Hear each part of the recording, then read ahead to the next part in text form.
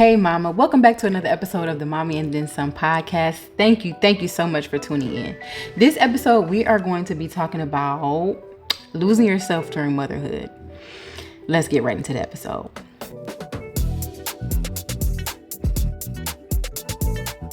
When it comes to myself, I definitely feel like I lost myself in motherhood. And I'm going to say this, I lost myself even more. So before I got in my relationship that I am in now, I was in a relationship that really, I was not focused. I'm not going to do the blame game. I'm not going to point any fingers because I'm solely responsible for being in that relationship. And I just was not focused on a lot of the things that I should have been. It took me 6 years to finish a 4-year degree. I was changing my major quite a lot. I was just not focused on the things that I should have been. I was flunking classes here and there towards the very end. And well before that, I am a female that likes to wear jewelry. I like to put on my nails or get my nails done and just kind of have my feminine way to myself. And I really didn't find myself doing that a lot prior to the relationship and the family that I have now. So that was already kind of where it started off rocky. So when I got into this relationship, and mind you, my father passed in 2018 as well. So that was kind of in between the end of my last relationship and quickly into my new relationship that I was still kind of dealing with that trauma. Just finishing college, graduated college, and then I moved down to Florida with my current spouse. So again, if you don't know, I've said this before, but when we moved down to Florida, I became pregnant, and then in the same month, of course, COVID hit. So it's still a lot of emotions, a lot of things that was going on during that time to where I feel like I didn't really have a chance to breathe, to be honest. I'm still learning my spouse because I will be honest and say I do think that we moved a little fast. Do I regret it? No, but I do think that a little bit, we could have took a little bit more time to get to know each other.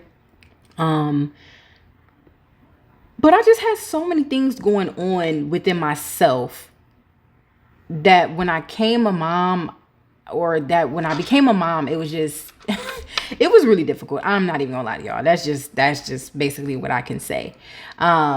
So, in my last relationship, I was a can of woman. So I did, do some recreational things. And, sometimes I do feel like, for me personally, that can alter how I behave and the thoughts and the choices that I have. So I feel like a lot of that was, again, a part of beforehand becoming a mom, moving into just my body, my mind, things reacting and changing once I actually became pregnant, postpartum. All those things make a difference. And I felt like I lost myself again once I became a mother because I didn't know what to do. I don't know how to be a mom. I don't know how to take care of a baby. I did breastfeed. So I struggled with that. That was painful and on and off. At times I felt like, oh yeah, we got it. We're good. We're doing great together. And other weeks where it was just horrible. I did not know. I'm stressing out. So of course I'm not producing enough milk. Oh my goodness. It was such a nightmare when I first became a mother. I just felt so out of sorts. I didn't know what to do. Postpartum depression hit me really bad. I did have him naturally, no epidural either. And this is not to brag. I think everything just happened so fast. But with that comes the pain from healing from that as well. So I was not healing very well. I don't know, guys, even thinking about it now, I kind of get a little, I'm kind of weary. It's just a weird spot for me to go into because I did not feel myself. I did not feel great at all when I became a mom. I didn't. Did I love my child? Yes. But I just didn't know what to do. I didn't know what to do with myself. I didn't know what to do with my relationship. I didn't know what to do with home. I didn't know what to do with my child. I didn't know how to, I'm not going to say I didn't know how to interact with my family, but even still, and then being so far away. And because I am a woman that comes from a family oriented place where I do have my family around, having them virtually again during COVID or long distance, it was really tough. Thank goodness my mom is a travel nurse, so she came down here when my firstborn was born, to help out, which that also helped. There was a lot of times where she had to kind of convince me to come, like, get him ready and get out of the house. I was so like, oh, what if he's gonna cry? Then I don't have to feed him. And I really didn't want to do bottles because the very first time that I pumped, I didn't know how to pump either. So I hurt myself pumping, and I just kind of swore pumping off, and I just wanted him to feed straight on demand. And I just had all these excuses why I couldn't go outside. I was still hurting as far as, again, trying to heal. Like, it's so much, guys. Like, I don't know if you guys can hear it in my voice. Mama, it was tough. That's really all I have to say. So again, just like, along with that balancing act, I just know what to do. I didn't feel like, oh, I wish I wouldn't have had my child, but I did feel like at times where I am sleep deprived, I am tired.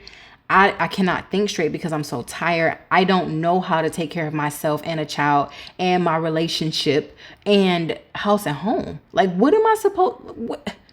I can't deal with this little boy crying half the time. When am I supposed to find time to take a shower or even cook? Because every time I turn around, literally, like, my son was he was a strict 2-hour baby. Every 2 hours he needed to feed. And then of course he's big, like he's above the growing curve for length.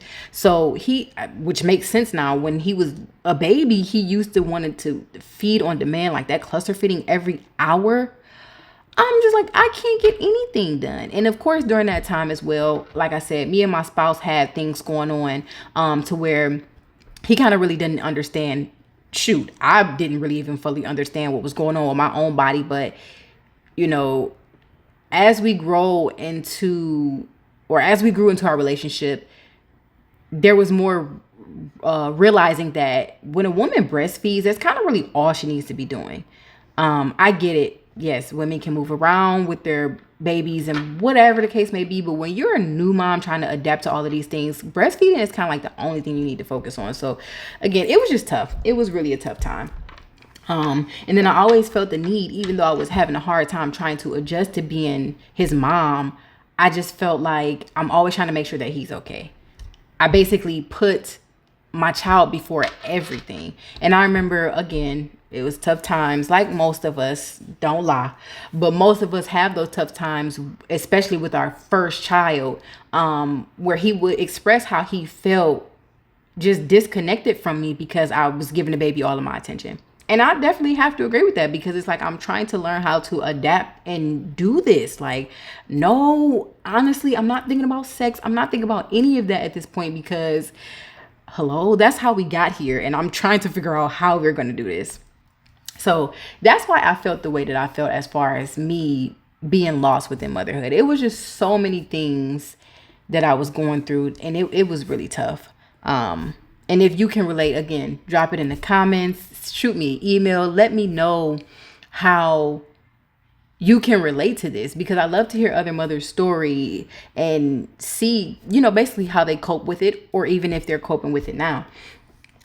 So speaking of that, let's talk about the things that we have done to maybe try to, again, cope with it or get through losing yourself through motherhood. So you can try not to lose yourself through motherhood by, number one, seeking help. Postpartum depression is so real. It's so real. I don't take it lightly. I don't take it as a joke. Again, us as women don't really even fully understand the anatomy of our own bodies.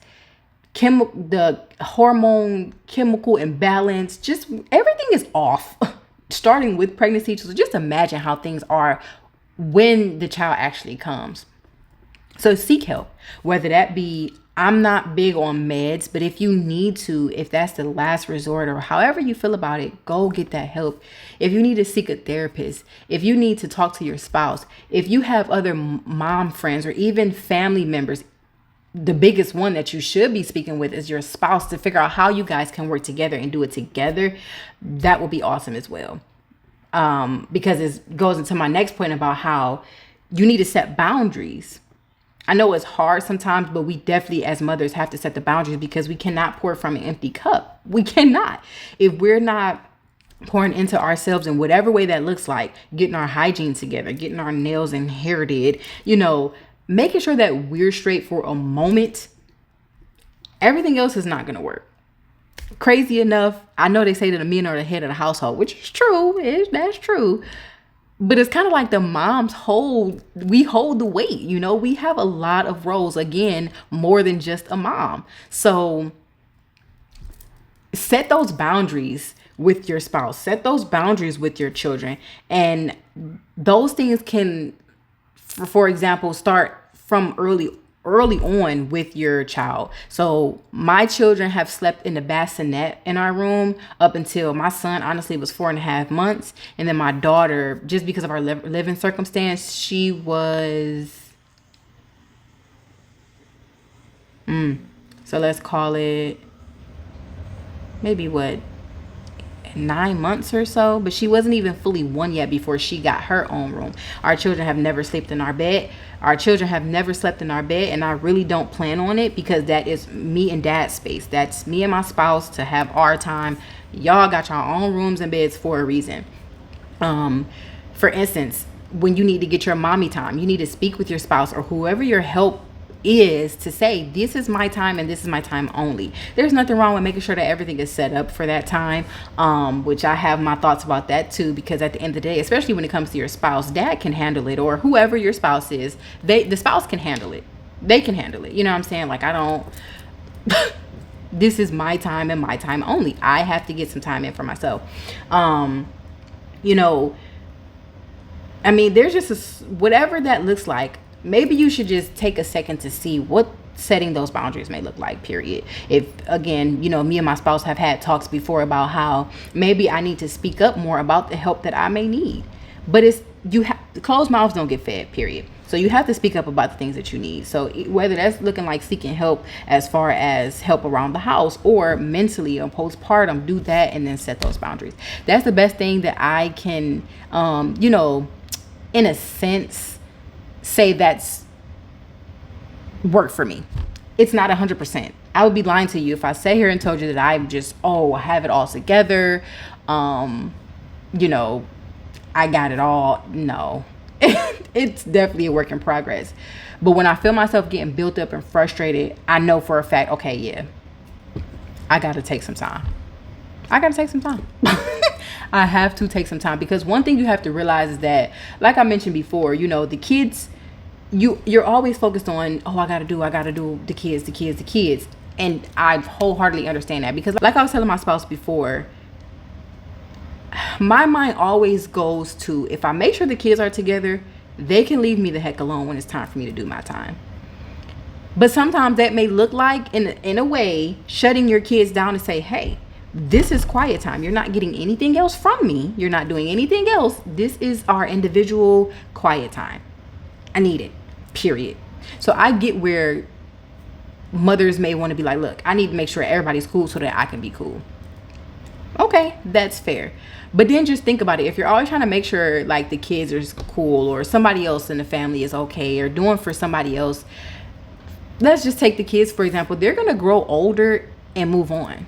And then are you still going to be sitting there trying to figure out how you can do for your kids? They ain't going to be stunting you. They ain't going to be trying to figure out what you're doing. They're going to be off creating their own family, doing their own things and hobbies.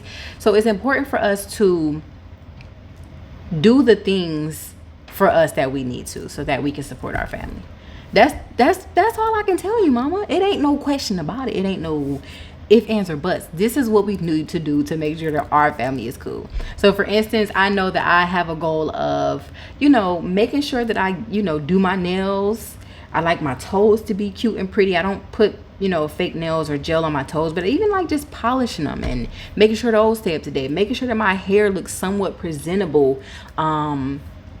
Wearing jewelry. I don't wear jewelry a lot because I have the thought process of, I'm just in the house, I'm not going nowhere. I don't need to be cute. When it's like, no, when you look good, you feel good. Y'all, let me tell y'all, why have I not worn earrings in so long that when I put earrings in nowadays, it literally hurts my ear hole. It is hurting, and it's not closed, but it hurts because I don't really wear earrings anymore. And that, to me, you would never catch me without earrings. You would never catch me without earrings. what is that? So it's just the little things that make you feel like, okay, I have something to claim for myself because I'm more than just a mom. But let me know what you think in the comments. Please share your thoughts. Let me know how you lost yourself in motherhood, how you started to gain it back. If you want to look to other moms, connect with other moms to see how you can start gaining it back, please do so. Thank you so much for tuning in. See you in the next episode.